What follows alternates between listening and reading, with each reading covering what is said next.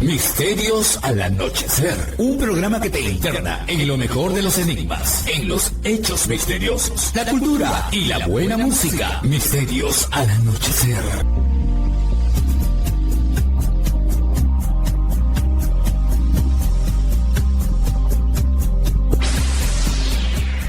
Fernando Chapi Martínez está presentando Misterios al Anochecer. Síguenos también en YouTube, Facebook e Instagram como Misterio Infinito Perú. ¿Qué tal amigos? ¿Cómo están? Bienvenidos a Misterios al Anochecer, su programa de enigmas, hechos curiosos, cuestiones singulares, lo que no te cuentan en otros sitios, ni en la radio FM, ni tampoco en la internet. Yo soy Fernando Chapi Martínez y esto sale a través de Radio Arequipa Internacional FM y la www.radioarequipa.com, así como también en Radio Estación Lamas 96.3 FM de la región San Martín, Radio Imperial 299.5 de Lima Sur, Edenex.es, la radio del misterio, y todo queda alojado en Misterio Infinito Perú en YouTube. Lo digo así rapidito como si fuera un mantra porque siempre es necesario repetirlo por si alguien aún no lo sabe o lo olvida. Tenemos ahora a un invitado.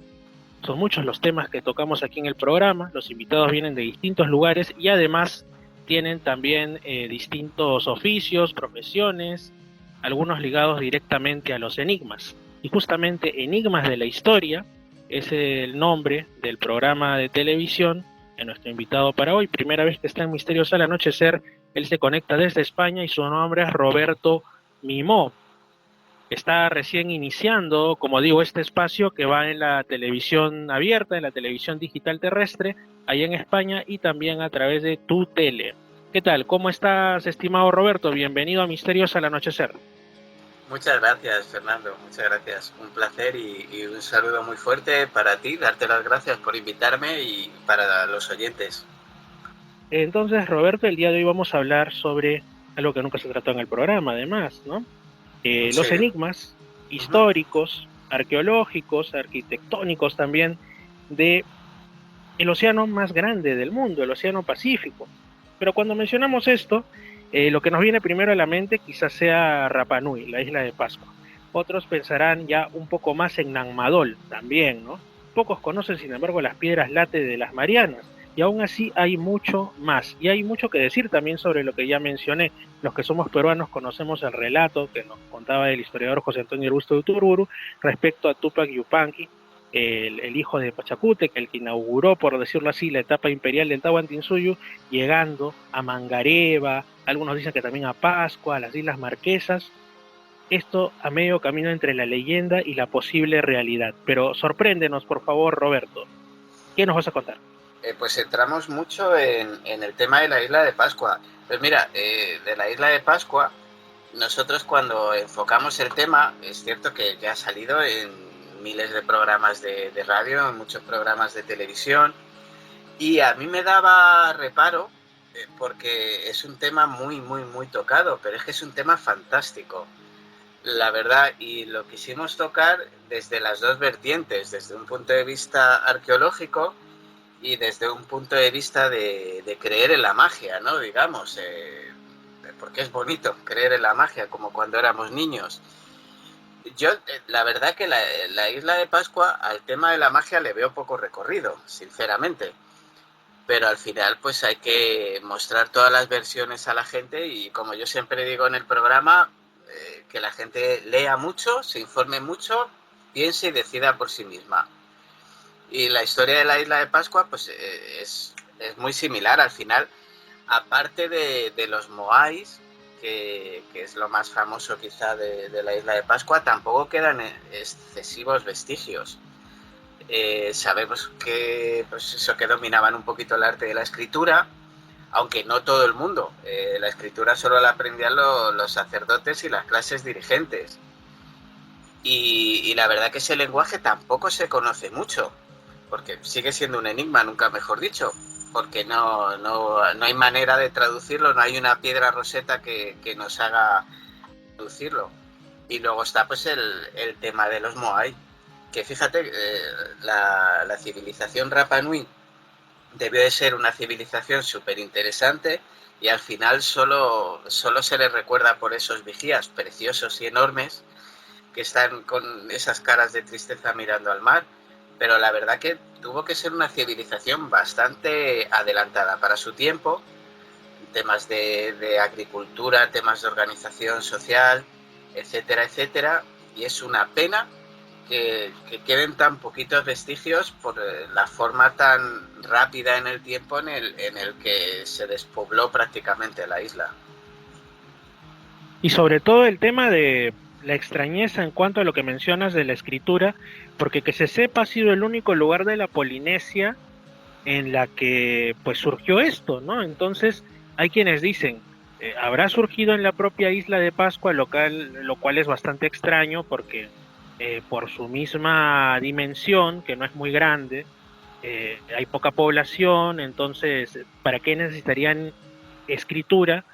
O cómo la desarrollarían en un espacio tan pequeño, con tan pocas, digamos así, mentes que pudieran ocuparse directamente del plano intelectual y llevarlo a cabo y perfeccionarlo, cuando el territorio es agreste y la principal preocupación de los habitantes de la antigua Rapa Nui, al no haber ni bosques ni nada, ni animales autóctonos de gran tamaño, era básicamente sobrevivir, ¿no? O sea, de por sí ya que hayan levantado los Moais y también los Ajus, que son sobre los cuales los Moais están, entre los cuales también está el misterioso Apu Binapú, ¿no? Que se dice que es muy parecido en su conformación a lo que encontramos en la arquitectura inca imperial de la zona del Cusco, ¿no? Que también ese es otro tema, pero ¿cómo habría surgido la escritura en un lugar, o a menos que sean ciertas esas teorías que hay por ahí desde la Nueva Era y otros asuntos, que existió algún tipo de gran civilización que quedó sumergida en el Pacífico, ¿no? Tal cual como hablan otros de la Atlántida, que ha sido más difundida. Exactamente. A ver, el rongo-rongo, que es el nombre del lenguaje que ellos utilizaban, se conoce a través de canciones que cantaban los isleños, bajo leyendas y canciones. Entonces, no creo que solo formara parte de un folclore de la isla, sino que ya lo trajeran cuando llegaron a la isla. Porque como tú bien dices, para una región tan pequeña hay modos de lenguaje. Ahora normalizamos el hablar, por supuesto, pero hablamos de hace muchísimos años, el siglo VIII después de Cristo, a lo mejor los primeros vestigios que se conocen. Entonces no era necesario ese tipo de lenguaje ni para comunicarse ni para vivir. Entonces yo pienso y soy partidario de la teoría de que lo traían de donde viniesen. Ya sabes que hay vertientes que dicen que provenían del mismo continente sudamericano o que provenían de la Polinesia. Yo tiendo más a creer que venían de la Polinesia. No digo que no hubiera contactos con el continente sudamericano, pero es que aunque hay cosas muy en común con la cultura del continente de aquella época, no es tanto como lo que tienen en común, con las antiguas culturas polinésicas. Por eso te digo, en mi opinión, ya venían con la lengua y con la forma y culturas de vivir ya sabidas y aprendidas. Y justamente también en la Polinesia, y como indicándonos algo, no totalmente sobre la superficie, sino a medio sumergir, se encuentran los restos arqueológicos poco promocionados. También es cierto que están en una zona alejada, complicada, de Nanmadol, ¿no? Estas estructuras de piedra que pues parece que incluso continuasen por debajo de las aguas, ¿no? Dándonos a entender que forman parte de una masa de tierra mayor que por algún cataclismo o por las propias dinámicas del planeta quedó principalmente sumergida, ¿no? Quién sabe si, porque también tengo entendido que en las leyendas de poblamiento de Rapa Nui se habla algo como que ellos vienen de otro lugar, creo que Jiva se llamaba, no estoy muy seguro. Entonces, quién sabe si eso sería parte de esa tierra, de ese paraíso perdido. Pues quizás sí. Yo soy creyente y partidario de que hubo civilizaciones mucho más antiguas de las que conocemos, pero como no tenemos casi vestigios, solo lo podemos suponer. Yo le digo a la gente que solo tiene que hacer un ejercicio de pensar en unos cuantos millones de años, todos los edificios que hay en una ciudad grande como Cuzco, por ejemplo, estarían bajo montañas de tierra y vegetación. O sea, es casi imposible si no te pones con un radar súper potente a mirar toda la Tierra, encontrar restos de civilizaciones. Y luego si hay cataclismos, etcétera, etcétera, mucho más complicado encontrar restos de una civilización. Nammadol, la zona que tú dices donde están todos esos restos, es que le llaman de hecho la Venecia del Pacífico, porque tienes que ir en barca por unos pseudo canales encontrando. Tiene muchas cosas en la superficie, pero tiene mucho más debajo. Los buceadores se han metido y han encontrado, pues eso, cementerios, edificios, etcétera, etcétera. Y claro, si eso es lo que queda debajo del agua, más lo poquito que queda arriba, cuando ahí no había agua, de hecho, no tardará muchos años en desaparecer del todo, y es una pena, porque es una cultura que ojalá se estudie bastante y se aprenda bastante. Lo que te digo es, de hecho, cuánto no conoceremos y tenemos que suponer.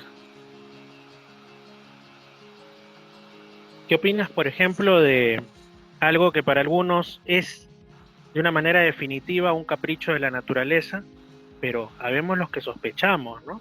Tanto dentro de los arqueólogos como yo no lo somos, sino que somos aficionados a estos temas, por ahí un poco autodidactas en algunas cosas.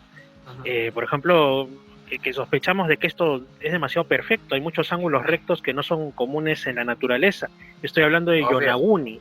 Sí. Igual. ¿Qué opinas tú de Yonaguni? Está sospechoso, ¿no? Cerca del Japón. Pero pasa lo mismo en la mayoría de las construcciones antiguas. Pasa lo mismo. Aparte de haber ángulos perfectos, construcciones y muros de 15, 20, 25 metros de altura sin tener grúas para construirlos, podríamos ir a hablar de las pirámides de Egipto, que yo estoy convencido de que son mucho más antiguas también de lo que la historia es capaz de reconocer. Y siempre al final todos estos edificios, todas estas construcciones tienen una perfección que hoy día es complicada de conseguir.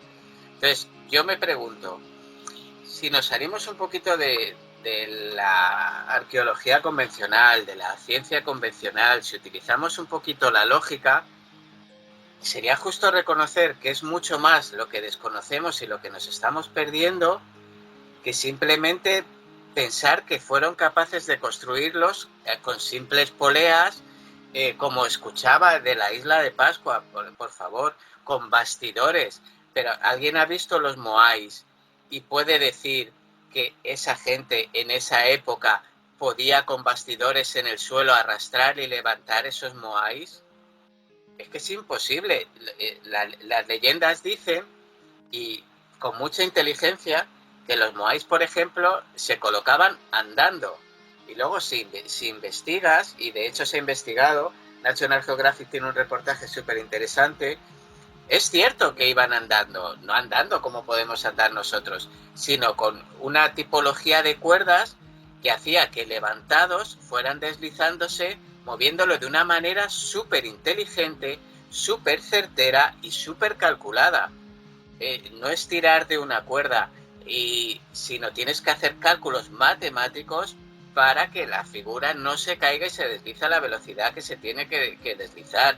En Nammadol, esos muros de 15, 20 metros construidos perfectamente. Y cuando digo perfectamente, digo después del tiempo que hablamos de la ciudad empezó a estar habitada, si no recuerdo mal, entre el siglo I y el siglo II después de Cristo. Y se empezaron a construir a partir del siglo XII. O sea, el siglo XII, aquí en España, aparte de la batalla de las Navas de Tolosa, a ver, sí tenemos mucha historia, pero no son unas construcciones de ese tipo tan perfectas. A mí me parece una cosa increíble y por eso le digo a la gente que lea, que estudie, que investigue y que luego saque sus propias conclusiones. Pero me parece tanta perfección, muchísima casualidad. Sí, eso es cierto. Y en el caso de la isla de Pascua también Lo otro que se comenta de algunos moais que quedaron inacabados Exactamente. y que en realidad eran tan grandes que si los hubieran levantado, si los hubieran puesto sobre los Ahu, si aquello que acabó con la civilización Rapa Nui no hubiese ocurrido, algunos dicen que una epidemia, otros dicen que guerras entre clanes, que un tema de cambio climático, lo que fuera, si eso no hubiera pasado, hubiesen sido unas estatuas, unas moles increíblemente más grandes incluso que las que hoy ya nos dejan boquiabiertos. Entonces estamos hablando de personas que tenían, para empezar, una tecnología que ahora estamos empezando recién a medio comprender, pero sobre todo una serie de convicciones, una serie de creencias que los empujaban a hacer esto, a pesar del esfuerzo. Incluso se dice que ellos hablaban de que las estatuas, los moais, estaban llenos de una energía llamada mana, ¿no es así? Eso es. De todas formas, es que hablamos del tamaño, es que son 10 metros cada estatua son 10 metros, o sea, es que es una barbaridad. Yo no sé qué puede pensar la gente. Claro, tú lo ves en televisión o lo ves en una fotografía y no te impresiona, pero si lo ves en directo es algo magnífico. Para levantar eso se necesita un conocimiento de cálculo de millones de cosas que desconocemos. Y luego la parte espiritual, lo que tú dices, es que es cierto, eran civilizaciones bastante más espirituales que nosotros ahora, que por desgracia empezamos a encontrarnos cada vez más vacíos y más del cuerpo hacia afuera que hacia adentro. También está la teoría de que contienen espíritus en movimiento y que los capturaban y los mantienen a salvo para que puedan seguir a las personas que no han logrado llegar a ese cielo o a ese paraíso, ¿no? Y luego, fíjate si es impresionante lo que hablamos de la espiritualidad y el respeto, que hoy día no se pueden tocar. Ya sabes tú que llegan todos los turistas y las fotos, tocarlo, y ya no te digo marcarlos de por vida, marcar la piedra, pero tocarlos por suerte es ilegal, cae una multa bastante grande. ¿Y por qué es eso? Porque lo siguen considerando sagrado, una fuente de fuerza vital, espiritual, el maná, ¿no?, que decías antes. Entonces, esa espiritualidad y ese conocimiento se ha perdido.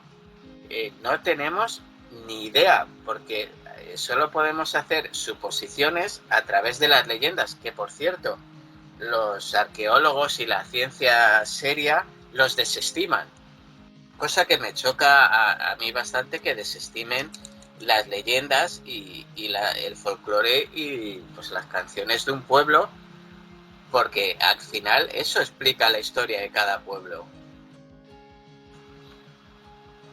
Así es, totalmente de acuerdo. Pero digamos que aquí y en la mayor parte del mundo, cuando nos menciona la isla de Pascua, todos tenemos una imagen mental de los moais sobre el Ahu, un paisaje desértico, el volcán Rano Raraku, todo ello. Sin embargo, de Nang Madol poca gente lo conoce, las cosas como son, y muchas menos aún tienen una imagen mental inmediata de cómo es. ¿Puedes comentarnos un poco sobre este lugar, su conformación, o por lo menos algunos detalles interesantes para ya hacer nuestro dibujo imaginario? Pues mira, es fácil y difícil de explicar al mismo tiempo. Por eso decía lo de la Venecia del Pacífico. Imaginaos pues unas construcciones que están entre canales, lo que queda de ellas, ¿vale? Aunque bajo el agua hay bastante más. Está cerca, muy cerca de la costa. Es una zona que hay 90 y pico islotes, no recuerdo, y está conectado por medio de esos canales. Y es súper interesante porque es una ciudad que está prohibida para los nativos, para la gente que vive allí, porque piensan que cuando el sol se pone, la muerte acecha constantemente ahí. Y es de hecho muy curioso, porque la UNESCO que es la que lo convierte en patrimonio mundial, tampoco permite las visitas por la noche. A ver, vamos a la parte mágica, si quieres. Pues la historia cuenta de que dos gemelos construyeron la primera civilización, que construyeron pues, a través de magia, construyeron un altar precioso en donde hacían todos los rituales mágicos y lo hacían con la ayuda de un dragón volador, mediante el cual conseguían que las rocas levitasen. Es basalto, de hecho las rocas es un material bastante pesado, pero nos puede hacer gracia lo del dragón, pero no es única en la historia del mundo el tema de la levitación para construir. Mira, hablábamos de Pascua, igual. También los mitos de la isla de Pascua hablaban de la levitación a partir del sonido. Bueno, a partir del sonido también se derribaron las murallas de Jericó, y a partir del sonido también se decía que se habían levantado los pesados bloques de las pirámides de Egipto. Y poco más se sabe, aparte de lo que es la leyenda de los gemelos, y que fueron los que empezaron el linaje y luego pues la dinastía de la isla. Poquísimo más, porque los restos que quedan hacen muy complicada la zona, el estudio, y el sumergirte lo hace todavía más complicado. Así que yo espero que sigan investigando, porque por lo que he leído les queda muy poquito, ¿vale? Porque al final se acabará hundiendo. Ahora es un parque arqueológico chiquitito, pues más o menos 18 kilómetros cuadrados, 18, 20 kilómetros cuadrados, no recuerdo bien, pero claro, cada día es más difícil atravesarlo, porque hay mucho lodo en las aguas y eso hace que las barcas no avancen, etcétera, etcétera. Pero claro, nunca vamos a conseguir llegar a saber lo poderosa y lo adelantada que estaba esa civilización.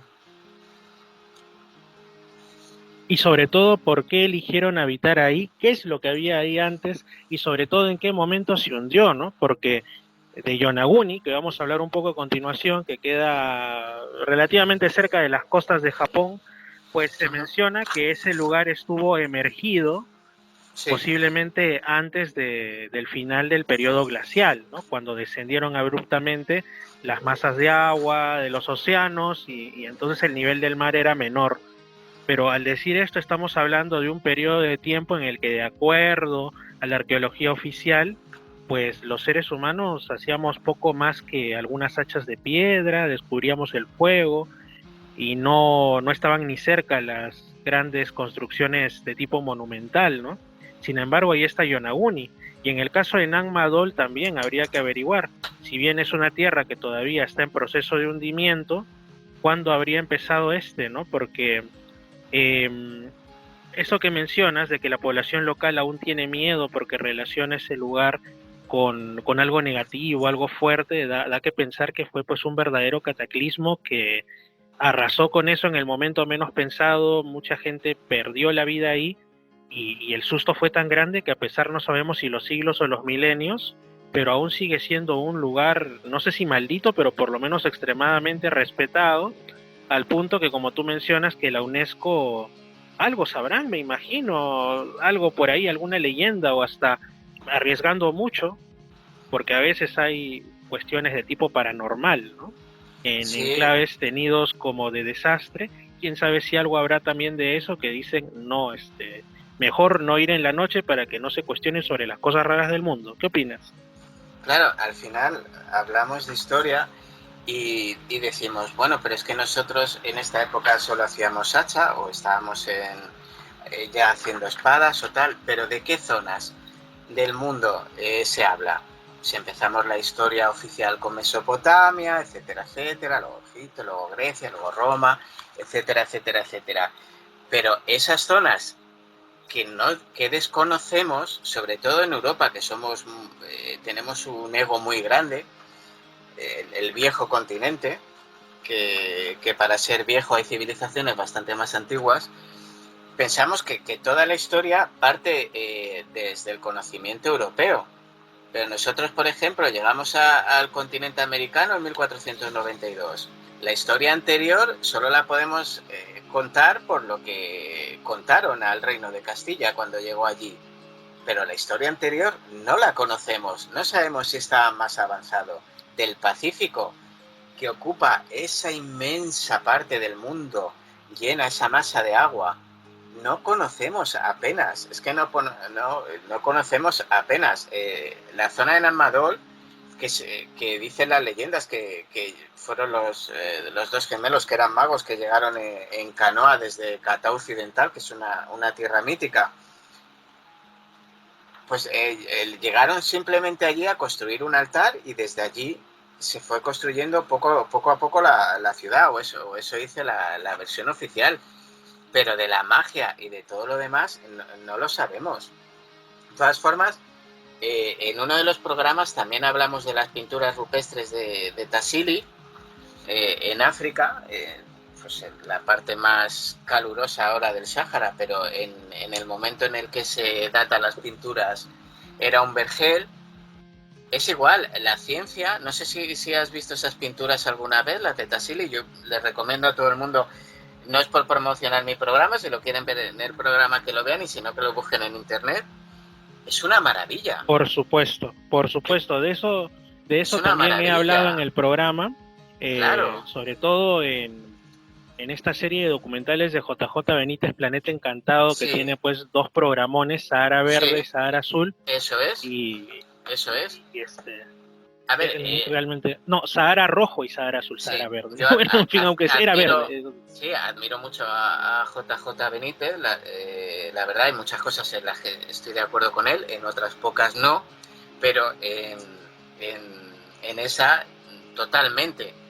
Es cierto que JJ Benítez siempre rodea todo con una pátina fantástica, porque él lo cree, y cuando alguien lo cree y lo hace sincero, hay que respetarlo. Pero es que ese programa, esas pinturas, no hay otra forma de explicarlas. A mí me pueden decir que sí, que entraron en trance, tomaron las setas y por eso imaginaron eso que imaginaron y pintaron las paredes. Pero yo no puedo imaginar algo que no conozco. Algo que no he visto. Puedo trabajar mi imaginación sobre algo que he visto y a partir de ahí imaginar más. Pero el origen cero, hablamos datados, no era todavía la edad de hierro, ¿vale?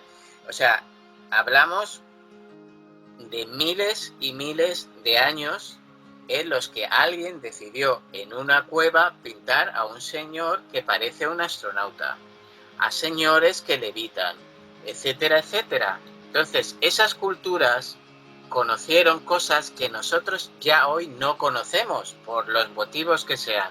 O si conocemos son secretos, que también es bastante posible. Que si hay contactos con otras civilizaciones sea secreto, porque no creo yo que el mundo hoy día estuviera preparado para eso.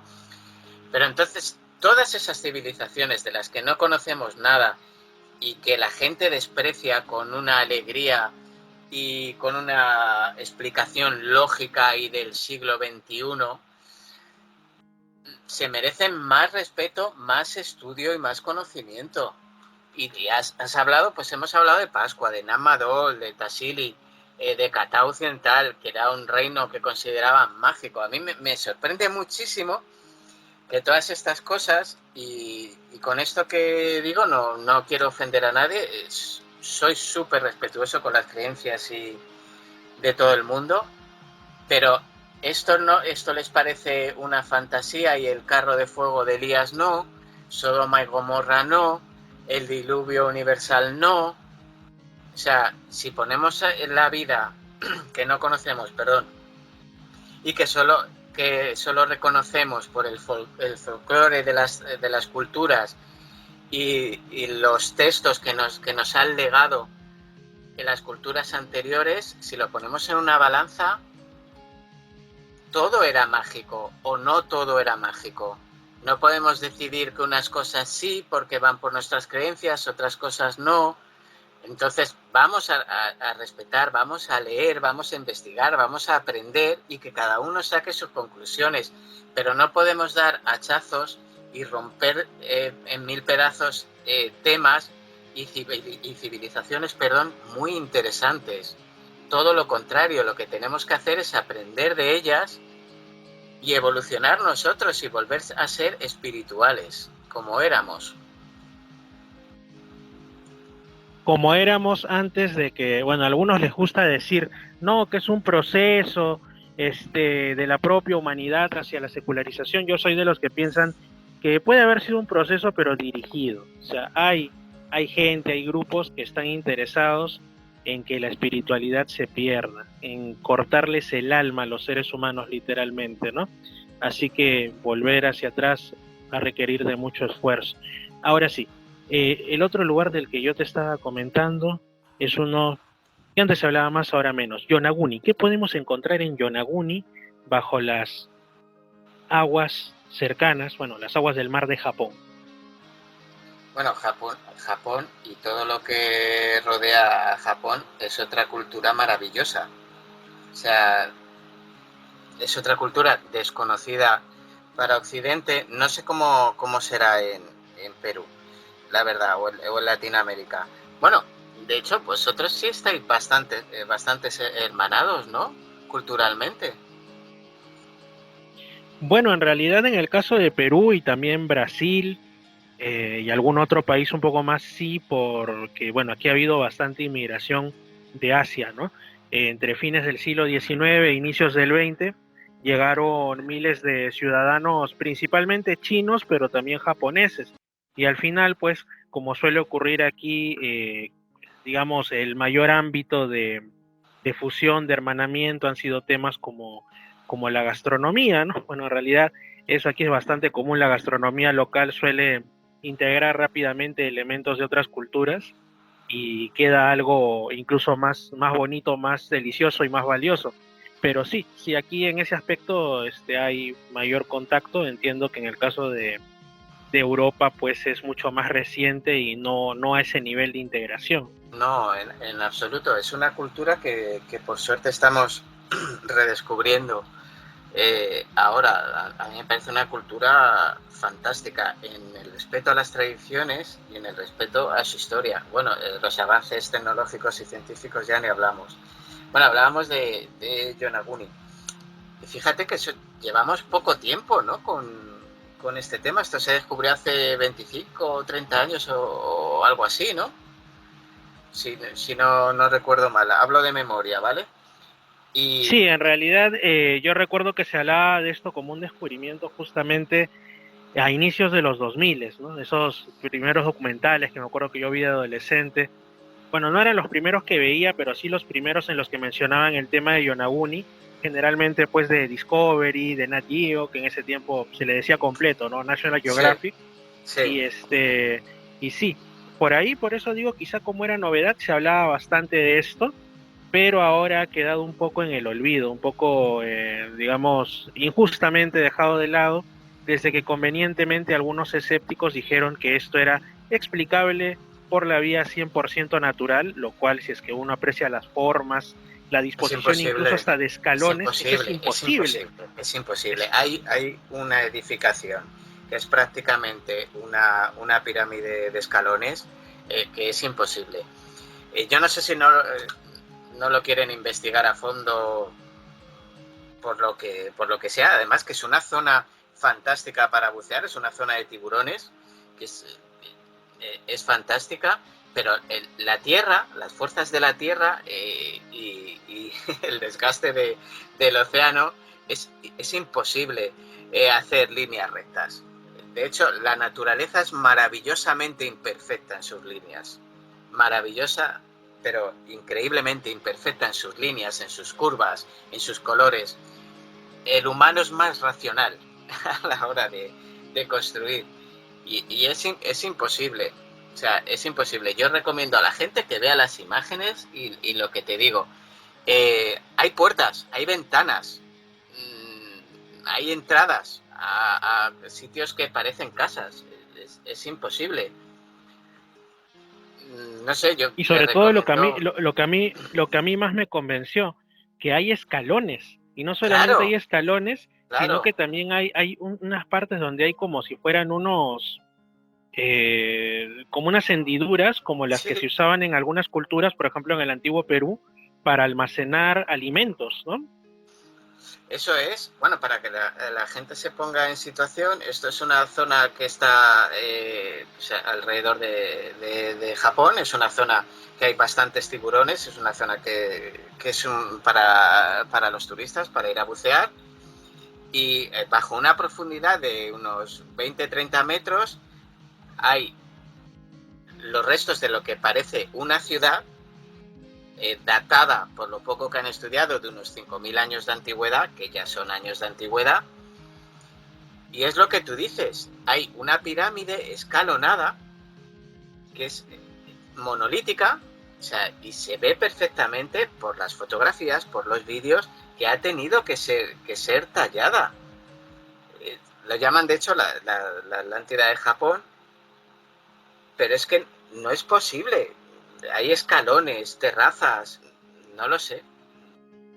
Para mí no es un estudio de geología básica, y yo no me he encontrado esto en ninguna investigación de las que he hecho, y que la gente diga que no está creado por mano humana, que está creada por el roce del océano, etcétera, etcétera.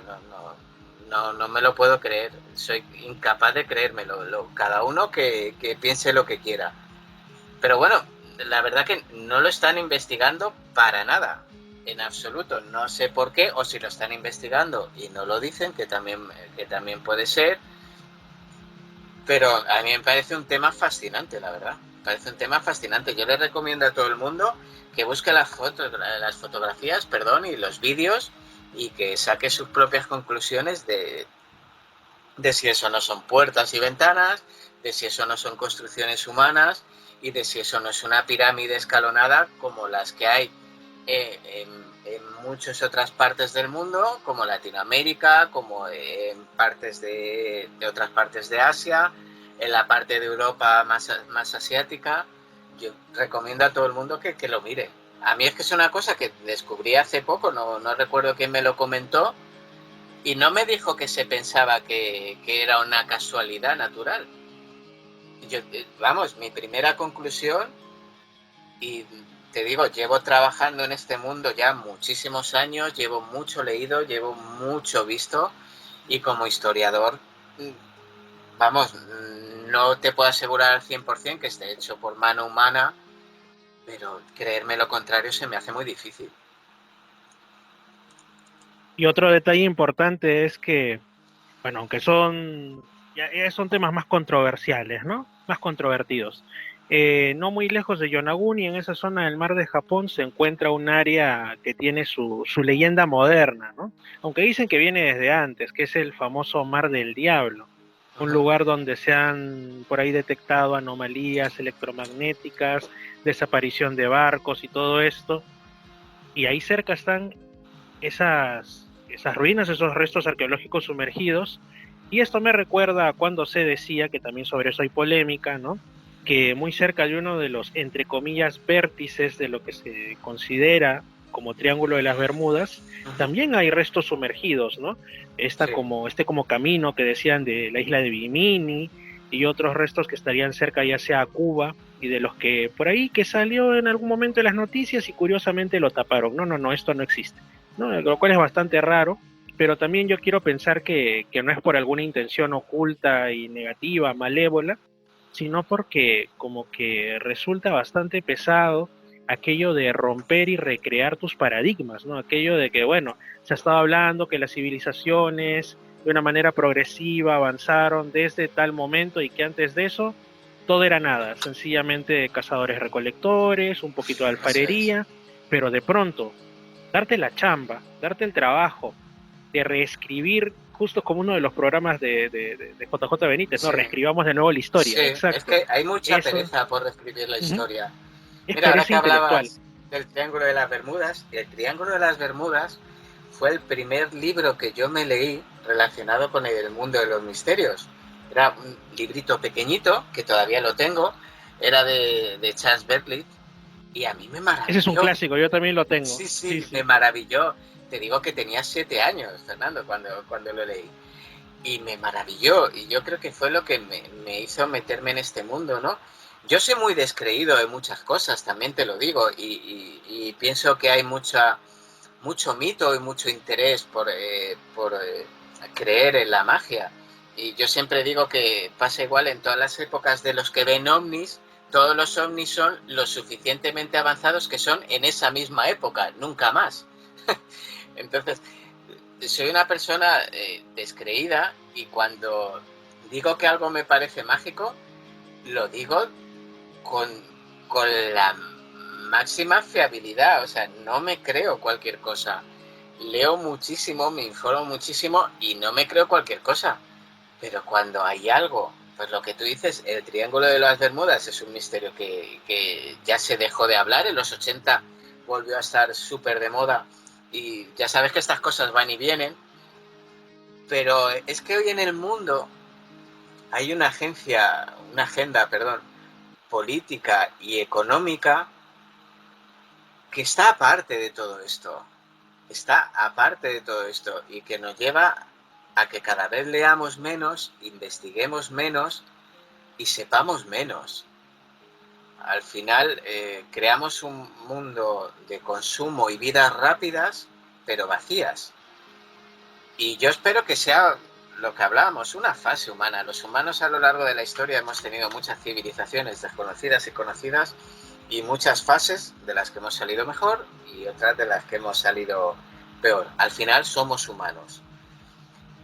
Pero yo soy optimista porque hablo con mucha gente de generaciones. Yo tengo 46 años, pero hay generaciones que han venido después que no son imbéciles, no son tontos, saben que el mundo son muchas más cosas de las que se les quiere mostrar. Y por eso lo que decimos, invitamos a que lean El Mar del Diablo, El Triángulo de las Bermudas. No sé, hay tantas y tantas cosas, todo lo que hemos hablado, que son fantásticas de conocer, son fantásticas de investigar, porque al final te llaman, no son asuntos aburridos, te llaman, porque nosotros somos parte de ese prólogo que pasó. Entonces, y nosotros ahora mismo somos el prólogo de un futuro. Entonces, seamos un buen prólogo, como nuestro pasado fue un buen prólogo para nosotros. No seamos un prólogo vacío, sigamos investigando, sigamos amando el pasado, buscando cada detalle del pasado y aprendiendo de él. Eso nos hará muchísimo más inteligentes, muchísimo más avanzados y muchísimo mejor personas. Me parece una genial reflexión para culminar, Roberto. Hemos hablado no solo de enigmas como tales, sino también reflexionado sobre más allá del resto arqueológico, más allá de la historia que nos parece que oculta algo más, pues hay también algo que podemos aprender para nuestro presente y nuestro futuro. Roberto, quiero enviarte un fuerte abrazo hasta allá, hasta España, y que pronto hay alguna otra oportunidad de estar en Misterios al Anochecer, pero sobre todo, invitar a que vean tus programas, que por lo que veo también se están subiendo a YouTube como Enigmas de la Historia con Roberto Mimó, y hay 6 programas. Ayer se emitió el 6º, que lo he subido hoy a mi canal.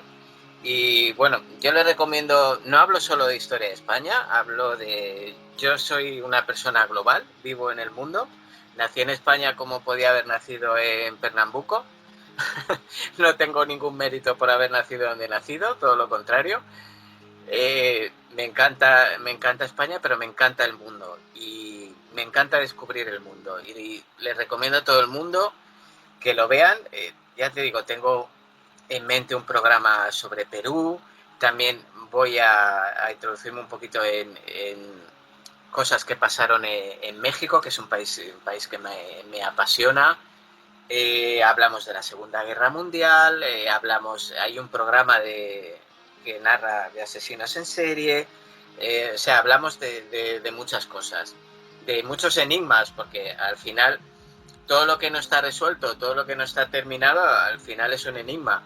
Y nosotros, el ser humano, somos un enigma en sí. O sea que invito a todo el mundo que lo vea, no por mi ego, en absoluto. Tengo un ego muy pequeñito, sino porque lo vean y si hay algo que no conocen, que lo aprendan. Muchas gracias, Roberto. Un gran abrazo hasta allá, hasta España. Y cuando quieras, repetimos esto, pero al revés para mi programa. ¿Vale? Uy, porque yo genial. seguro que encontramos muchísimos temas interesantes que nos puedes presentar y que la gente necesita conocer. Excelente, Roberto. Así será. Me comprometo a ello. Entonces, un gran saludo. Ya saben, amigos, Enigmas de la Historia con Roberto Mimó en YouTube. Fernando Chapi Martínez está presentando Misterios al Anochecer. Síguenos también en YouTube, Facebook e Instagram como Misterio Infinito Perú. Misterios al Anochecer, un programa que te interna en lo mejor de los enigmas, en los hechos misteriosos, la cultura y la buena música. Misterios al Anochecer.